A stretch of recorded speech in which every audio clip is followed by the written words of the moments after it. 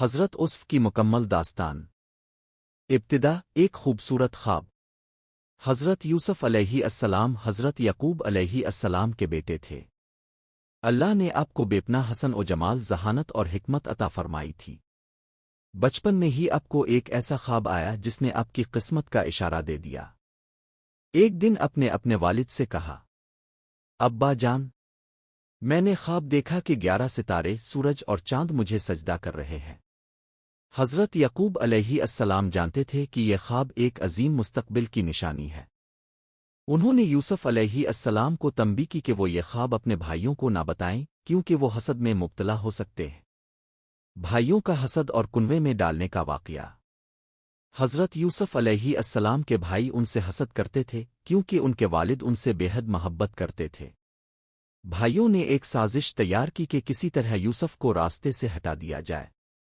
انہوں نے اپنے والد سے کہا، ابا جان، ہمیں یوسف کے ساتھ جنگل بھیج دیں، ہم اس کا خیال رکھیں گے اور وہ بھی کھیل کود کر خوش ہو جائے گا۔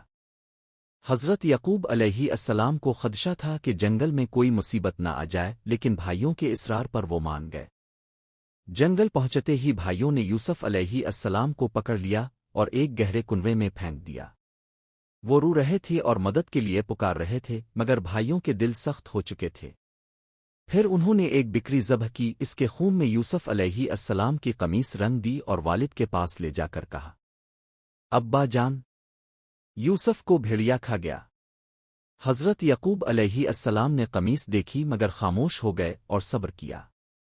وہ جانتے تھے کہ اللہ یوسف کو ضرور محفوظ رکھے گا۔ کارواں اور مصر کی منڈی میں فروخت۔ اللہ کی قدرت کے ایک قافلہ اس کنویں کے قریب سے گزرا۔ جب انہوں نے پانی کے لیے کنویں میں ڈول ڈالا تو حضرت یوسف علیہ السلام کو پایا۔ وہ حیران ہوئے اور انہیں باہر نکالا۔ یہ تو ایک حسین و جمیل لڑکا ہے، اسے بیچ دیا جائے۔ انہوں نے یوسف علیہ السلام کو مصر کی منڈی میں لے جا کر فروخت کر دیا۔ مصر کے ایک امیر شخص اذن مصر نے انہیں خرید لیا اور اپنی بیوی زلیخا کے حوالے کر دیا۔ زلیخا کا فتنہ اور جیل کی آزمائش۔ یوسف علیہ السلام جوانی کی عمر کو پہنچے تو وہ بے حد حسین اور باوقار تھے۔ اذن مصر کی بیوی زلیخا ان پر فریفتہ ہو گئی۔ اس نے چاہا کہ یوسف علیہ السلام اس کے ساتھ برائی کرے، مگر وہ ایک نبی تھے اور گناہ سے بچنے والے۔ جب زلیخا نے زبردستی کی کوشش کی تو یوسف علیہ السلام بھاگ نکلے، لیکن دروازے پر اذن مصر آ گیا۔ زلیخا نے جھوٹ بولا کہ یوسف نے اس پر حملہ کیا ہے۔ اذن مصر نے تحقیق کرائی تو حقیقت سامنے آ گئی، مگر پھر بھی زلیخا کے دباؤ کی وجہ سے یوسف علیہ السلام کو قید میں ڈال دیا گیا۔ قید میں خوابوں کی تعبیر۔ قید میں حضرت یوسف علیہ السلام کے حسن اخلاق اور عقل مندی کی شہرت ہو گئی۔ قیدی ان سے محبت کرنے لگے۔ 2 قیدیوں نے ان سے اپنے خواب بیان کیے۔ ایک نے کہا، میں نے خواب میں دیکھا کہ میں شراب نچوڑ رہا ہوں۔ دوسرے نے کہا، میں نے دیکھا کہ میرے سر پر روٹی ہے اور پرندے اسے کھا رہے ہیں۔ حضرت یوسف علیہ السلام نے تعبیر دی کہ پہلا قیدی رہائی پا کر بادشاہ کا ساقی بن جائے گا، جبکہ دوسرا سولی چڑھا دیا جائے گا۔ وہ تعبیر سچ ثابت ہوئی۔ بادشاہ کا خواب اور حضرت یوسف کی رہائی۔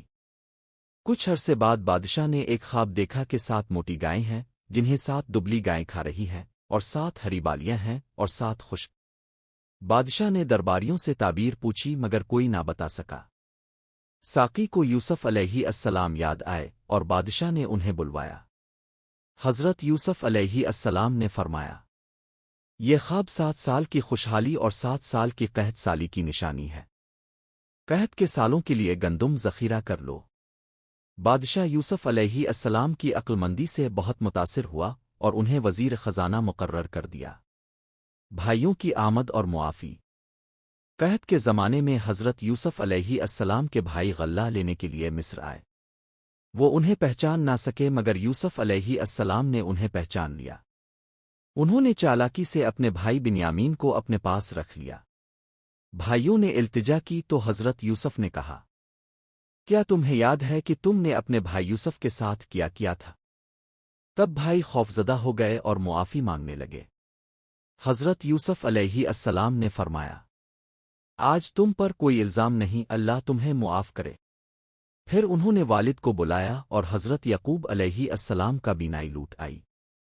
سب بھائیوں نے یوسف علیہ السلام کے سامنے سجدہ کیا اور یوں ان کا خواب پورا ہو گیا۔ نتیجہ اور سبق: حضرت یوسف علیہ السلام کی زندگی صبر، ایمان اور اللہ کی حکمت کی عظیم مثال ہے۔ انہوں نے ہر آزمائش میں اللہ پر بھروسہ کیا اور کامیاب ہوئے۔ ان کی کہانی ہمیں سکھاتی ہے کہ صبر اور تقوی سے اللہ ہمیں بلند مرتبہ عطا کرتا ہے۔